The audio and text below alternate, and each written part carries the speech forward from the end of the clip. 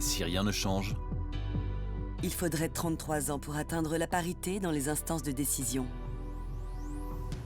il est temps d'aller plus vite. Accélérons le mouvement. Assises de la parité, le 28 juin 2022. Inscrivez-vous sur assise-parité.com.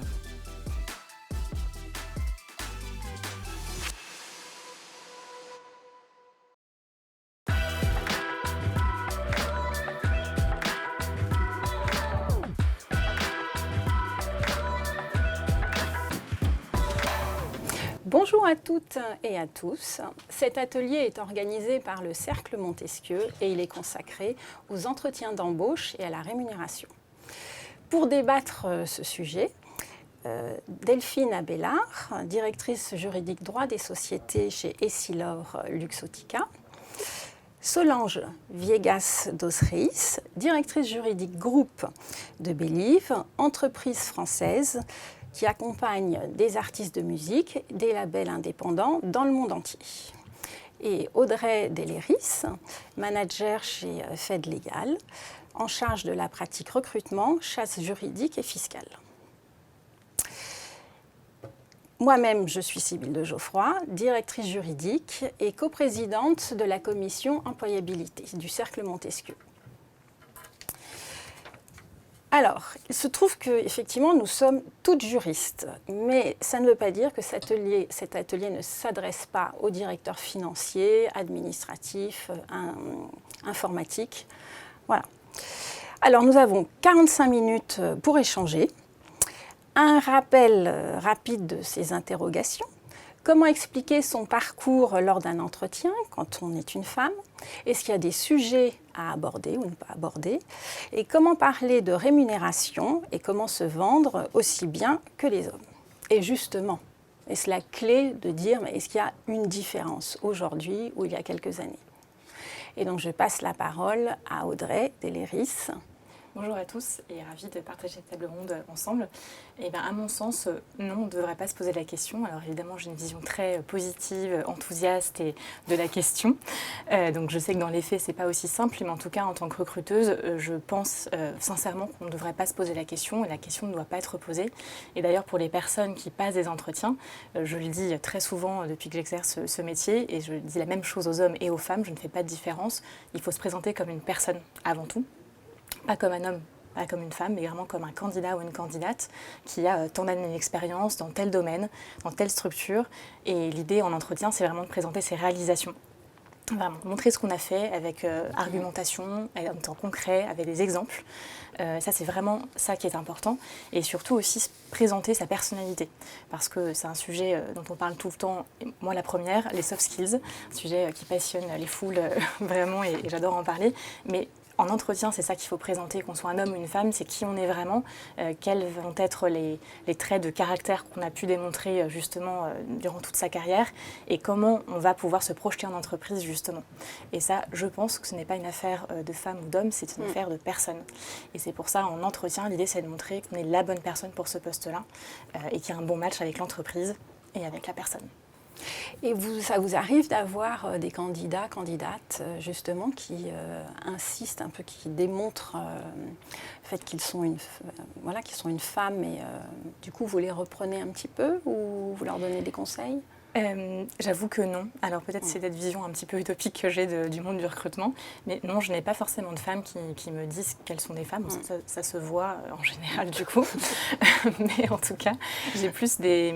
En tout cas, moi je vois mon métier comme ça. Je vois des personnes devant moi et certaines personnes sont des femmes et peuvent avoir énormément de leadership et énormément d'ambition. Voir les dents qui rayent le parquet, si vous me permettez l'expression. Et parfois des hommes, pas du tout en fait. C'est pas une histoire de femmes ou d'hommes, c'est une histoire de caractère. Pour le coup, de personnalité. Et ça, mon métier, c'est de voir l'adéquation avec un besoin d'une entreprise. Moi, je suis plutôt complètement d'accord, pour le coup, avec ce que dit Audrey. J'ai la même vision un peu optimiste, qui est qu'en tant que candidate salariée ou recruteuse, je n'ai jamais pensé à me dire il faut que je me compare à avoir une posture comme une femme ou comme un homme, que je fasse comme une femme, comme un homme, que je me démarque. Ça a toujours été plutôt effectivement les compétences. La personnalité, c'est vrai qu'une personnalité, ça peut matcher très fort en entretien ou pas du tout. Et j'aurais tendance à dire, c'est chacun y va avec sa façon de briller ou de ne pas briller en fonction du poste sur lequel on va candidater. Il n'y a pas de sujet particulièrement tabou sur l'entretien. À aborder ou à ne pas aborder. Voilà, exactement. J'aurais juste tendance à dire, gardons des sujets qui sont en lien avec l'entretien, effectivement, pour rester bien focus sur la raison pour laquelle on est là. Mais je partage. Et Delphine, alors moi, j'ajouterais peut-être un petit bémol, c'est que, et ce n'est pas moi qui le dis, ce sont les différentes études qui montrent qu'il y a des biais cognitifs qui favorisent l'entre-soi masculin. Et quand on arrive à un certain niveau, niveau COMEX, niveau direction, on est plus souvent face à un PDG qu'à une femme PDG. Et pour moi, ce serait un petit peu presque naïf de penser que le PDG ne va pas se poser la question, parce que lorsqu'on arrive, enfin moi ça a été mon cas à plusieurs reprises, il s'agit d'intégrer un COMEX dans lequel il n'y a que des hommes, même si personne, ni moi en tant que candidate, ni le PDG ne pose la question au moment de l'entretien, je suis certaine que dans sa tête, il se demande est-ce que cette femme va pouvoir coopérer et bien travailler avec mon COMEX. Donc ce n'est pas forcément un sujet femme, mais quand même un petit peu du fait de ce biais cognitif qui peut être parfaitement inconscient, comme toutes les études l'ont montré. Donc moi je pense que la question peut se poser. Donc je suis d'accord qu'il ne faut pas aborder le sujet homme-femme en entretien, mais par contre il faut se préparer à mettre en avant son parcours et ses compétences en se focalisant justement sur les compétences comportementales et sur les capacités décisionnaires, en se projetant quand même, en se disant, bon ben voilà, je vais travailler avec que des hommes. Donc moi, ça n'a jamais été un problème pour moi, mais je pense que les femmes qui ont été, par exemple, dans des services juridiques qui sont très féminins et qui se projettent pour ensuite passer le cap, il y a quand même un petit travail à faire sur cet aspect, même s'il n'est pas, encore une fois, rédhibitoire, loin de là. Et d'ailleurs, aujourd'hui, je pense que ce qu'on peut dire, c'est que c'est même un atout, puisque avec les différentes lois qui sont passées, beaucoup de dirigeants cherchent à féminiser leurs équipes, et principalement leurs équipes de direction. Donc, pour une fois, profitons-en. C'est un atout. Donc, ne jouons pas non plus là-dessus. Il ne faut pas passer sur l'excès inverse. Donc, on n'en parle pas, on ne dit rien. Mais encore une fois, toutes ces soft skills pour lesquelles on a, encore une fois, ce n'est pas genré, mais on peut quand même considérer qu'il y a plus d'hommes qui vont être plus assertifs que de femmes. Enfin, ce sont des clichés. Mais il faut quand même les avoir en tête pour justement pouvoir être prêt et réagir et mettre en avant les choses qui vont nous avantager. J'ai justement une chose là-dessus, c'est qu'en effet, en 2022, c'est bien d'être une femme quand on est directeur et directrice, du coup, notamment en juridique, mais pas que. Je le vois, j'ai des clients qui me demandent parfois plus ou moins subtilement de présenter plus de femmes à des postes de direction. En soi, c'est très bien, parce qu'ils veulent plus de parité. En tant que chasseuse de tête, je vous assure que c'est un petit peu compliqué, parce que je n'ai pas droit de présenter que des femmes. C'est déjà tellement challengeant de présenter un bon candidat ou une bonne candidate que moi, je ne fais pas de différence. Après, libre à mon client ou ma cliente de faire la différence, mais ce n'est pas mon rôle en tout cas. Mais il est vrai qu'il y a plus en plus de demandes de femmes. Après, sur ce que tu dis, Delphine, sur le fait de travailler avec beaucoup d'hommes, je pense qu'il est vrai qu'il faut, quand on est femme en entretien, montrer en fait ce qu'on a pu réaliser sur des contextes extrêmement challengeants, au même titre en fait que des hommes, et pas forcément dire il n'y a que des hommes dans le CODIR ou le COMEX, donc du coup je suis une femme et ça va aller du coup. Sûr. Non, mais on est parfaitement d'accord là-dessus. Alors nous sommes tout à fait d'accord. Voilà. C'est aussi des exemples concrets, que ce soit pour un homme ou une femme. On a des expériences, elles peuvent être chiffrées. Et il n'y a aucune différence entre un homme et une femme dans la réalisation de ces objectifs et des chiffres qui peuvent démontrer l'action. Non, mais je suis tout à fait d'accord. La seule chose, c'est je dis juste que ne nous méprenons pas et ne pensons pas que c'est un non-sujet. Ce n'est pas encore le cas. Voilà. Pour les générations, je pense, pour les positions d'entrée, c'est un non-sujet.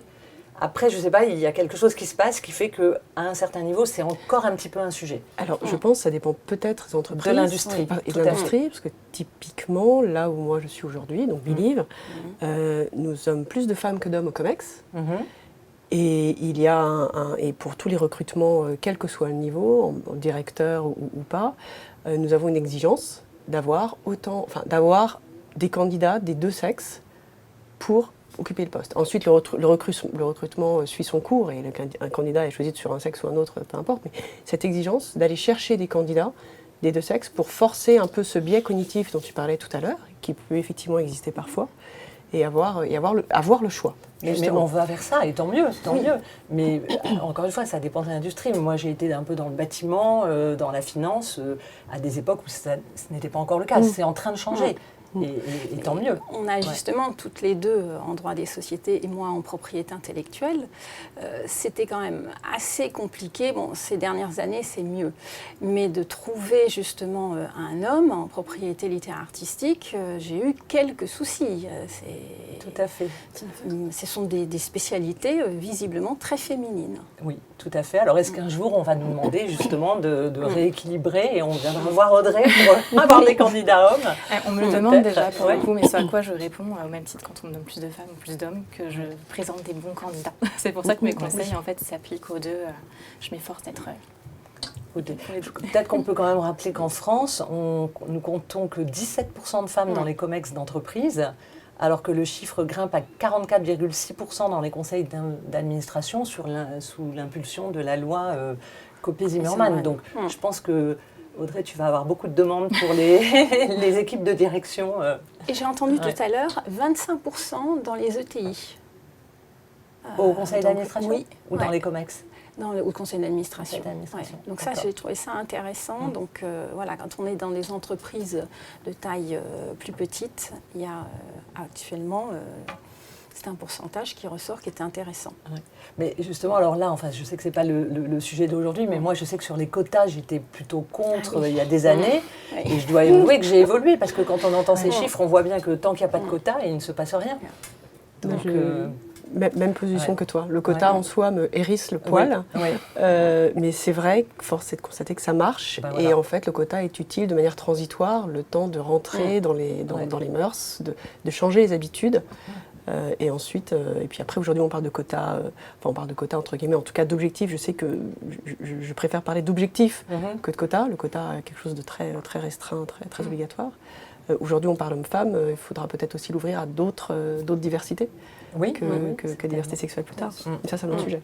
Oui, absolument, pour d'autres assises. Du coup, Audrey, justement, tu recherches des postes aussi de dirigeante juridique.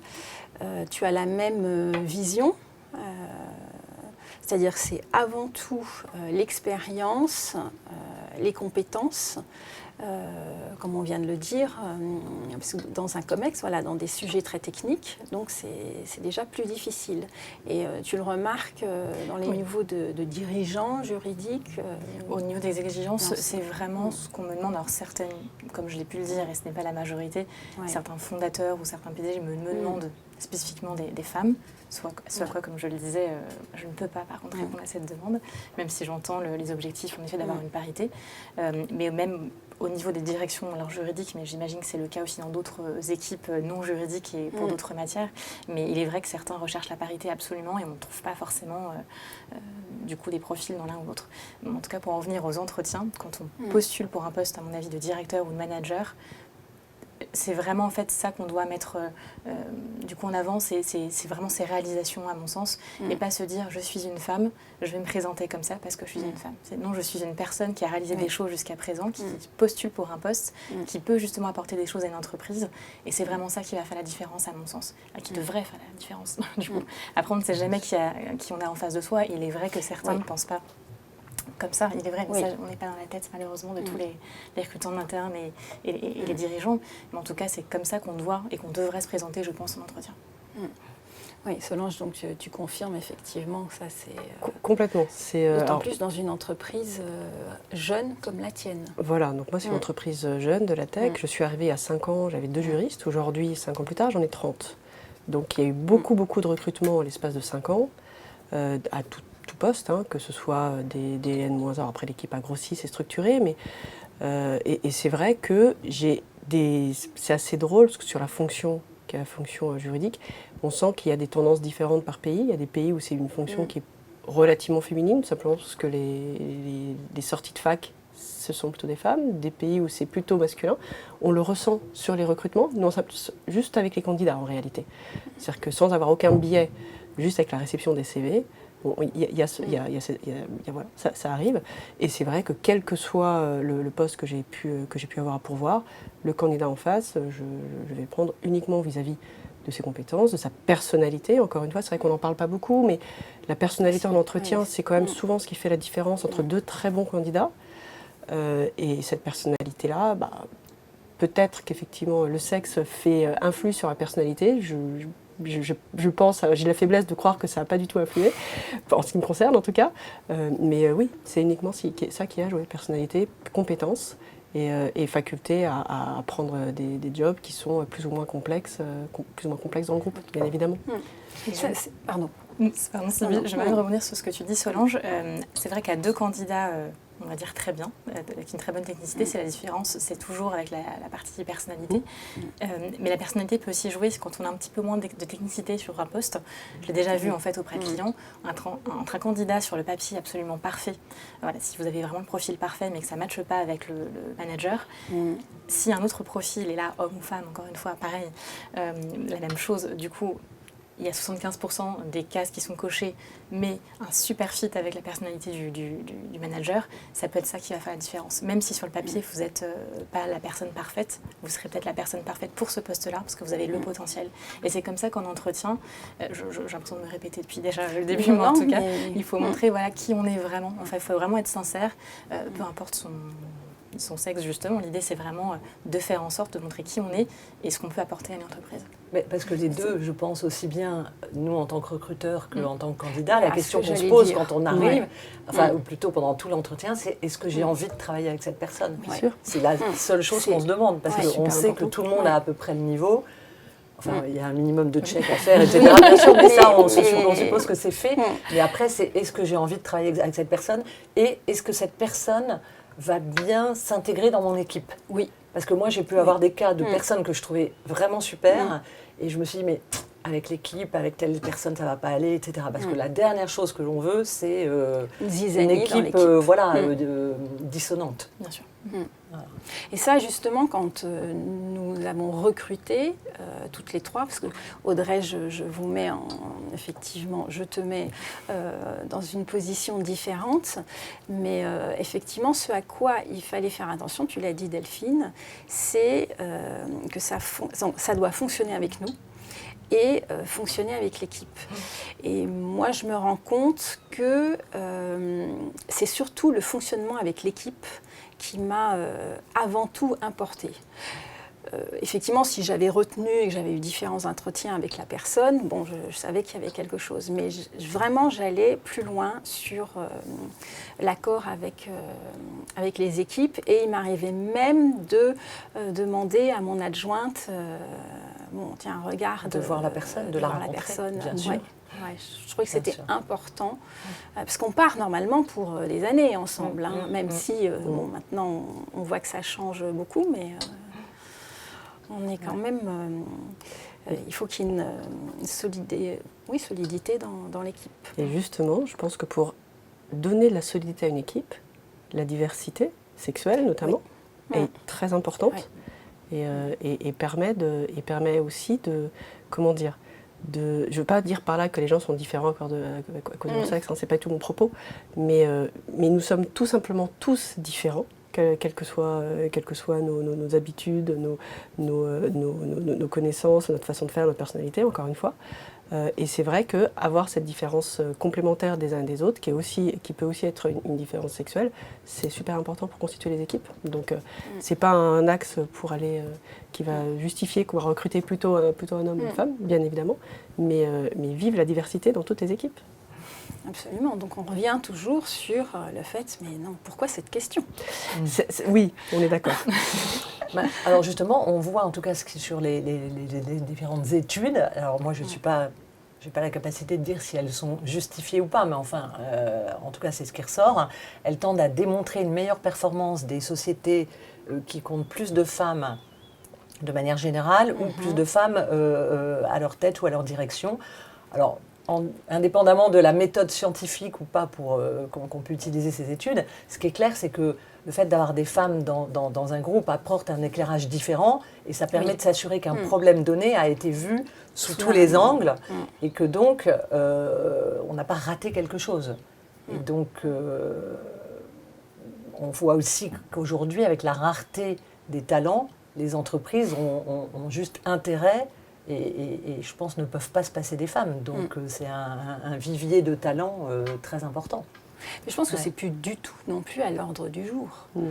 Dans certains postes, alors, dans oui, encore aujourd'hui, dans certaines activités, elles sont encore très masculines. Donc là-dessus, le cap n'a pas été franchi du tout. Oui, mais quand même, ça commence, parce qu'on voit aussi toute l'éducation des jeunes filles. On les pousse maintenant énormément vers des métiers techniques.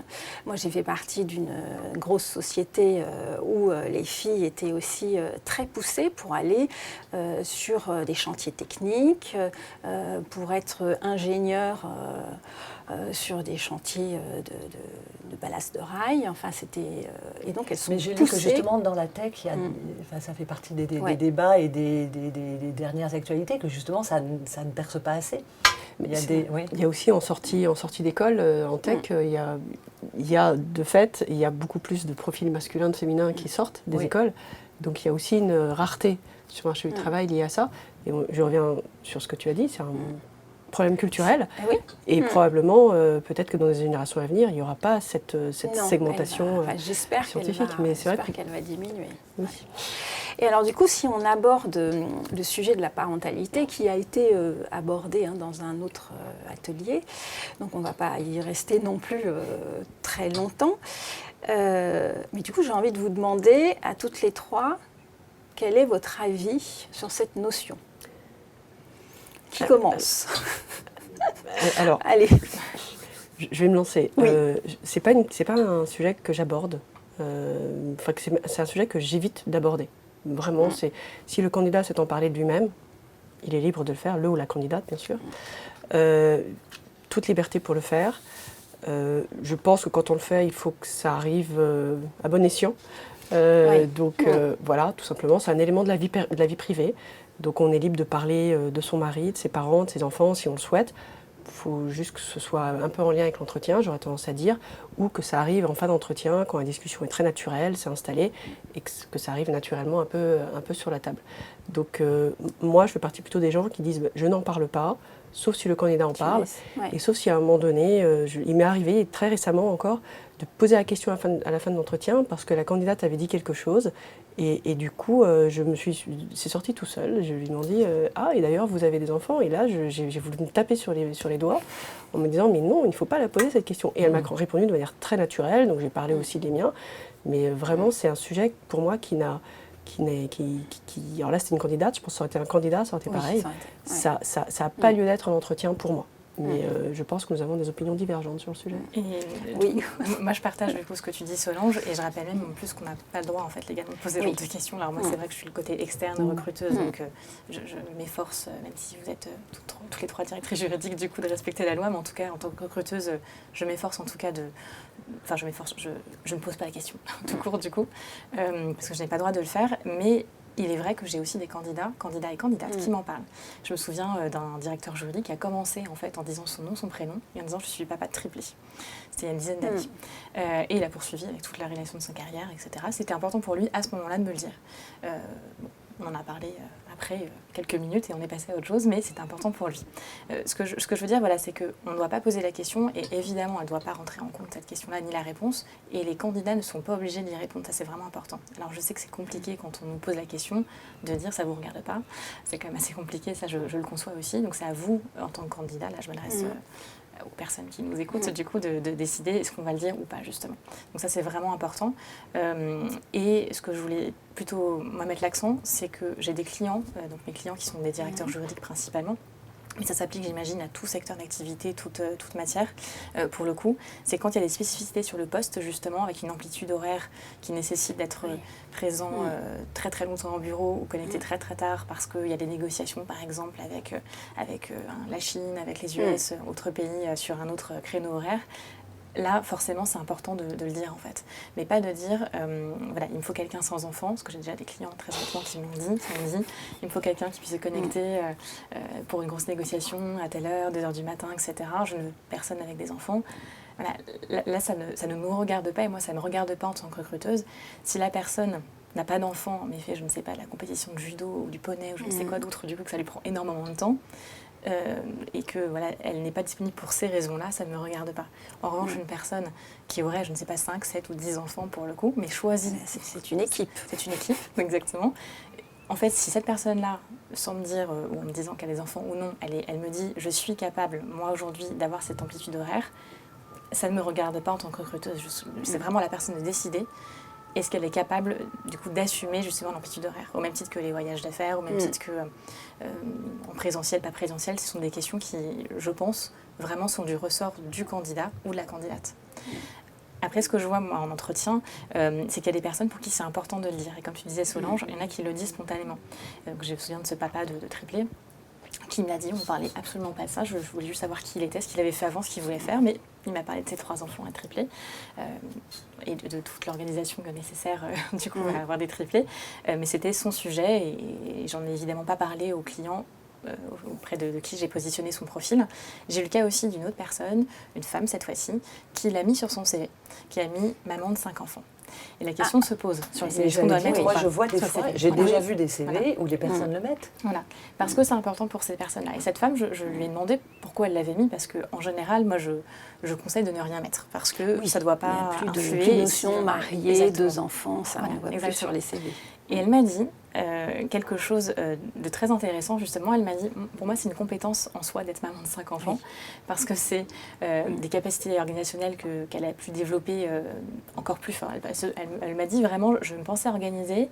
Bon, maintenant, je suis un peu plus. Du coup, en termes de logistique, en termes d'organisation, d'optimisation, même de créativité, il y a ça à développer des choses chez elle encore plus fortes qu'elle peut mettre en avant en tant que, là, c'est un directeur juridique, une directrice juridique. Et ça, j'ai trouvé ça très intéressant. Donc, dans ce cas-là, si les personnes estiment qu'un élément personnel, notamment d'avoir des enfants nombreux, pas nombreux, enfin peu importe, en tout cas, c'est quelque chose d'important pour eux et qu'ils ont pu développer, et elles ont pu, en l'occurrence, développer des compétences particulières qu'elles peuvent utiliser dans leur métier au quotidien. Et maintenant que je suis maman, je sais que ça peut aider des papas et des mamans justement à développer des choses au quotidien, vraiment. Eh bien, à ce moment-là, pas de souci, il faut en parler. Voilà, mais ça ne doit pas évidemment influer la décision.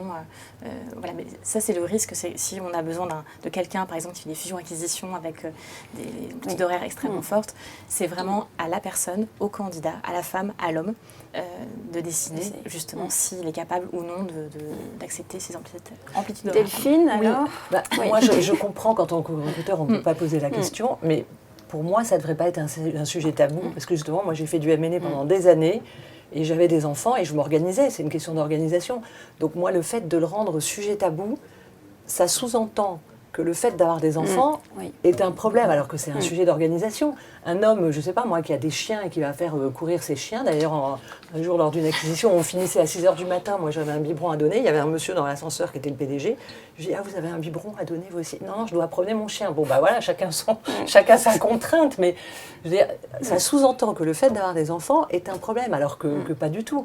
Donc, pour moi, ça ne devrait pas être un sujet tabou, donc je comprends qu'on ne peut pas en parler, donc aujourd'hui, c'est la loi, donc c'est tabou, ok, mais pour moi, le fait d'avoir des enfants, ça dit quelque chose sur la personne, qu'on soit homme ou femme, c'est une information qui peut créer du lien.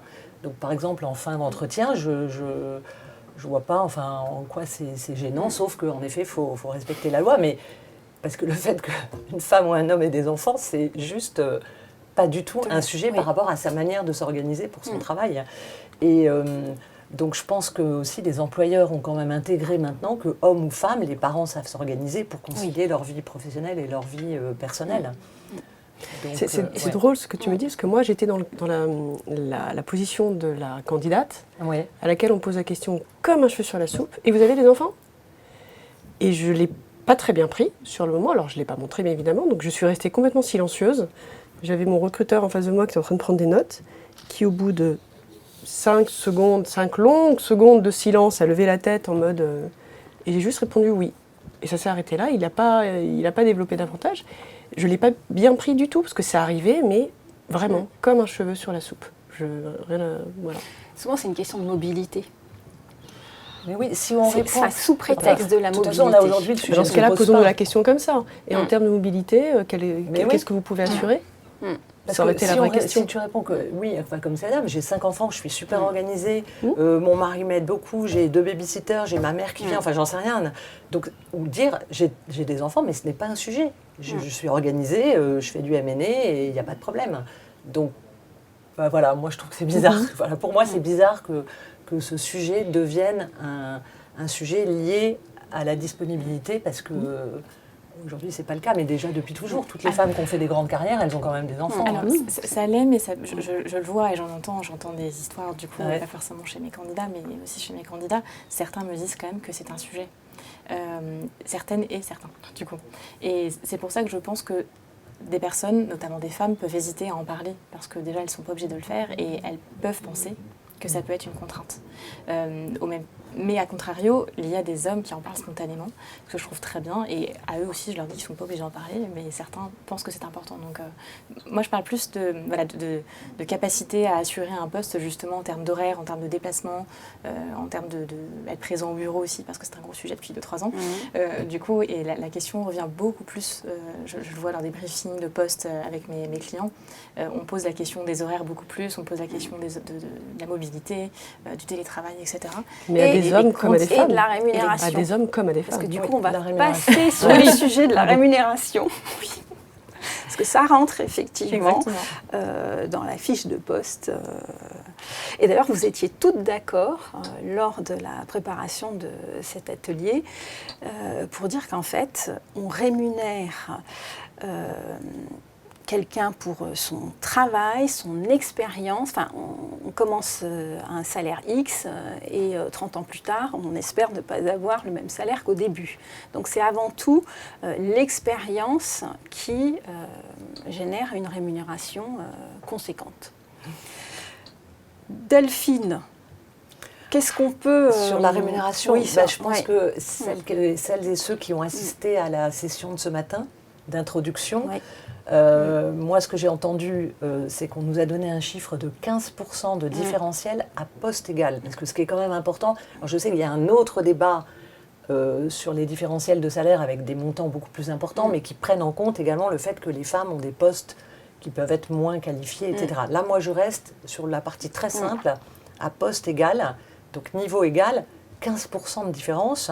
Moi, j'ai vu une autre étude qui parlait de 10%, donc on va dire entre 10 et 15%, mais ça reste quand même totalement inexplicable et inexpliqué, peut-être pas, mais injustifié. C'est encore, ça baisse petit à de petit. façon millimétriquement.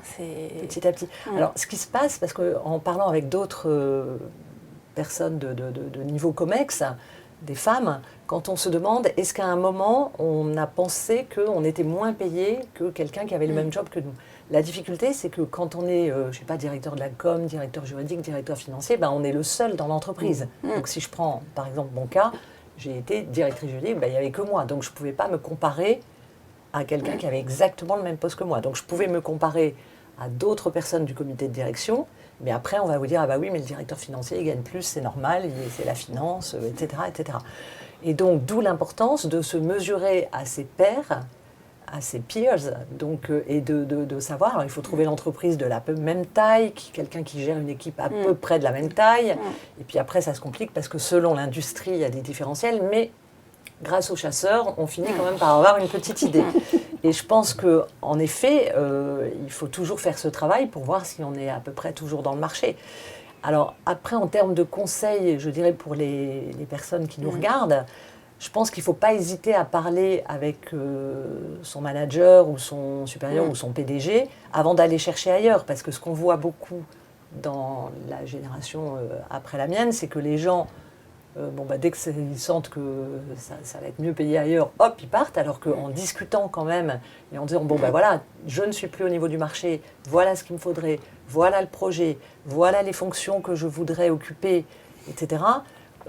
Surtout dans le marché actuel, les entreprises commencent à comprendre qu'elles ont plutôt intérêt à adapter le salaire et les fonctions des personnes qui ont envie d'évoluer, plutôt que de retourner sur le marché, chercher quelqu'un de nouveau qu'il va falloir qu'il va falloir intégrer, former, etc. Et puis qui risque de toute façon de coûter plus cher. Oui. Donc là, le conseil, c'est dialogue.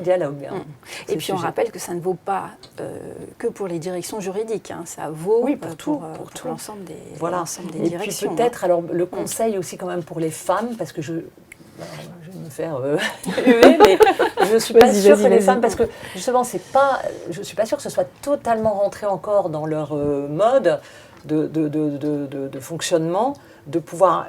Alors certaines le font très bien, on est bien d'accord, mais travailler sur savoir exposer ce qu'on a fait, ses accomplissements et son potentiel, surtout son potentiel, pour les fonctions que l'on vise. Et transformer ça en reconnaissance concrète, sonnante et trébuchante. Je pense que sur cet aspect-là, et je pense à certains programmes dans des entreprises où il y a du coaching, lorsqu'il y a des femmes qui commencent à occuper des postes de responsabilité, il y a des mentorships, etc., pour vraiment travailler ce sujet-là, sans que ce soit je viens réclamer, etc., mais juste dire, bon ben voilà, sur le marché, voilà ce que je vaux, moi je suis bien dans cette entreprise, j'ai envie de continuer, donc qu'est-ce qu'on peut faire? Écoute, moi je l'ai fait 3 fois dans ma carrière, de dire, je crois que la dernière fois j'ai dû dire je suis la plus low cost de Paris, c'est pas possible, donc je l'ai fait 3 fois dans ma carrière de dire, bah voilà ce que je vaux sur le marché, voilà ce que c'est mon poste, voilà moi mes réalisations, voilà ce que je peux faire, donc vous voulez me garder ou pas, et les 3 fois on m'a dit, ok on t'augmente. Bah oui, donc ça marche, en fait, la preuve c'est que ça marche, je ne suis pas quelqu'un de particulièrement agressif dans la discussion, c'est pas forcément une demande de dire c'est ça ou je claque la porte, c'est expliquer, c'est écouter, c'est entendu. J'invite vraiment à utiliser les études de rémunération, je sais que Fed Légal en fait notamment, sur notre domaine juridique. Il faut les utiliser, il faut utiliser plein de choses à notre disposition pour pouvoir assurer ces négociations-là. Effectivement, tu as raison, ça me fait réagir, je ne pense pas que ce soit plus femme ou homme, et je pense qu'on a simplement beaucoup plus d'informations aujourd'hui sur ce que valent les profils.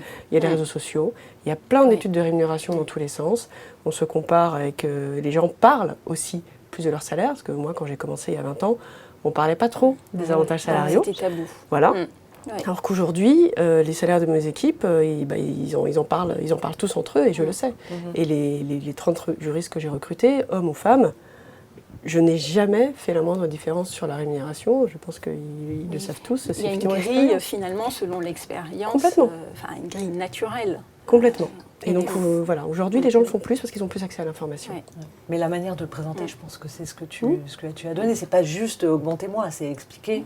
Voilà ce que je peux faire, voilà, enfin tu vois, il faut que ce soit un peu donnant-donnant. Pour un homme, ça devrait être la même chose. Oui, mais bien sûr, tout à fait. Voilà, il n'y a pas de... Une fois de plus, il n'y a aucune différence. Tout à fait. Aucune. Donc, et Audrey, sur la grille, sur la grille, justement, il est vrai que dans les entreprises, les grilles ne sont pas que naturelles, elles sont parfois... en fait figé. Parfois même c'est un problème, c'est un autre sujet, on pourra en parler dans un autre débat, où justement, selon le diplôme, selon le nombre d'années d'expérience, la personne doit avoir tant de choses. Donc la personne a beau, homme ou femme, dire une rémunération souhaitée, parfois ça ne rentre pas dans la petite case, du coup, c'est un autre sujet. Mais en tout cas, c'est vrai que ce que vous avez dit toutes les deux est vrai, et c'est ce que je conseille à n'importe qui, pour le coup.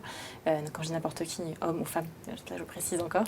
Et ça s'adresse à tous les domaines, c'est justement, évidemment, se renseigner. En tant que chasseur, on fait des études de rémunération, j'ai fait légal, mais pas que, du coup. Et c'est vrai que l'idée maintenant, c'est vraiment d'arriver avec un nombre d'années d'expérience. On sait ce que ça vaut sur le marché et on sait ce que vaut aussi le poste que l'on vise. C'est exactement ce que tu dis, Delphine. C'est qu'il y a ce qu'on a fait et ce qu'on projette de faire. Et cette rémunération-là, elle va qualifier et récompenser en fait un travail fait et qui sera fait en fait par la suite.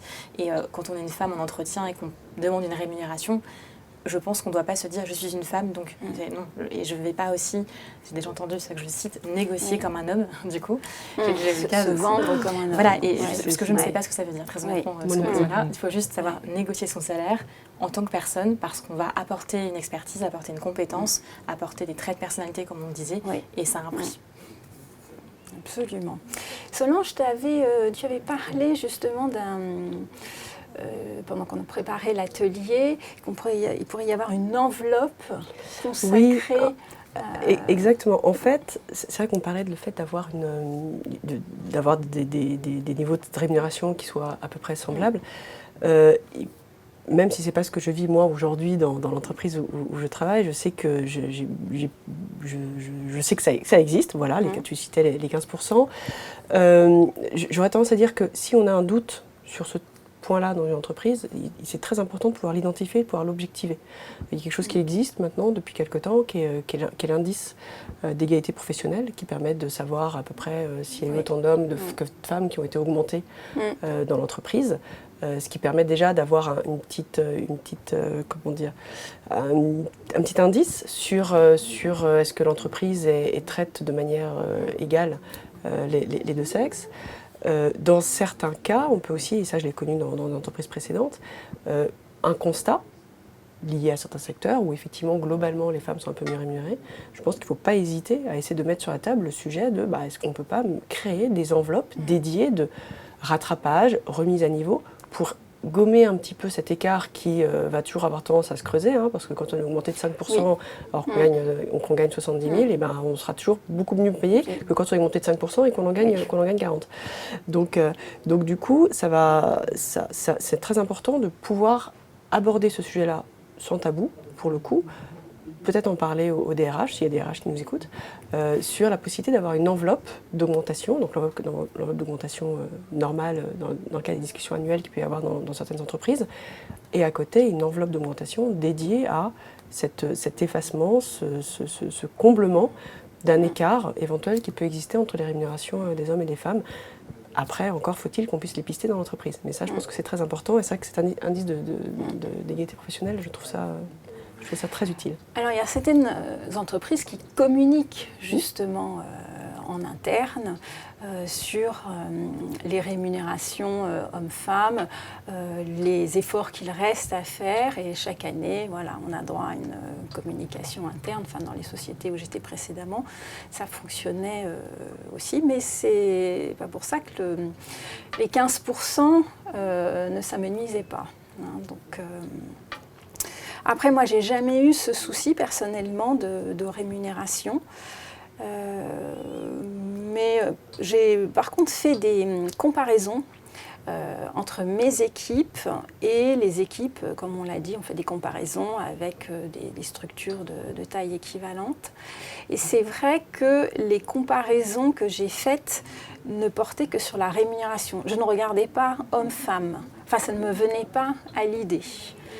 Et ça, justement, vis-à-vis du marché, je trouvais ça très intéressant.